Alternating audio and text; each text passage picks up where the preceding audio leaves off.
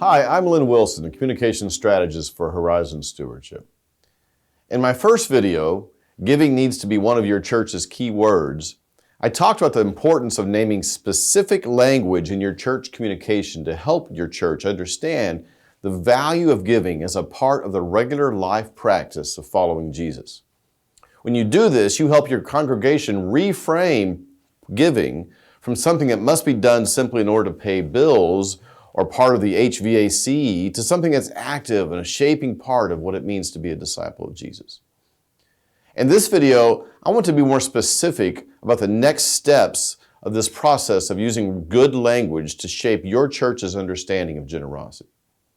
With your core keyword giving established, the next step is to define what it means to give. I suggest you begin to talk about giving in one of three categories or buckets that together contain every type of giving your congregation can participate in. Perhaps you've seen another video that we've put out by our founder Cliff Christopher about this. The idea is you create a list of categories that define how your church intends to deploy these resources in the work of ministry. This is not tithes and offerings, which is language and a framework that defines our own personal understanding of our money, but a framework from the perspective of the corporate ministry of the congregation. The first type of giving is what I prefer to call annual giving. Now, the word choice you use here is very important. You may refer to this as operational giving or ministry budget giving, as long as it's intentional and strategic and describes exactly what your understanding of that is. These are the gifts, of course, that go to fund the day-to-day life of the church. It's critical that your people understand that this type of giving has a direct relationship with the work of changing hearts, lives, and communities. When you talk about annual giving, you're not talking about paying the light bill or the HVAC, but you're talking about people. The second type of giving is what you may call special giving. This is giving that's separate from annual giving. Giving to a capital campaign, for example, is a part of special giving. So is an Easter or a Christmas offering or a short-term or one-time gift that your church might make to disaster relief. Anything that is not part of the annual church's operating budget would go in this second category. The third type of giving may be new to the life of your church.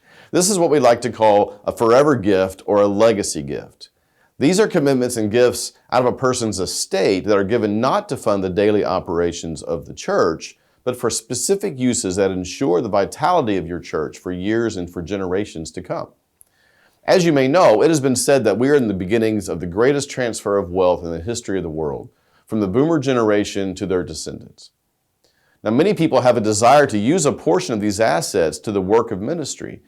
And when you establish a separate third bucket and make it equal to annual and special for this specific purpose, you're giving people an opportunity to respond accordingly.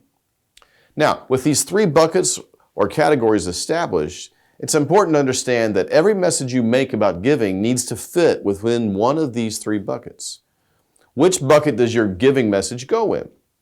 Strive to develop a life rhythm in your church in which these three buckets don't compete with one another on a week-to-week basis, but complement one another over time.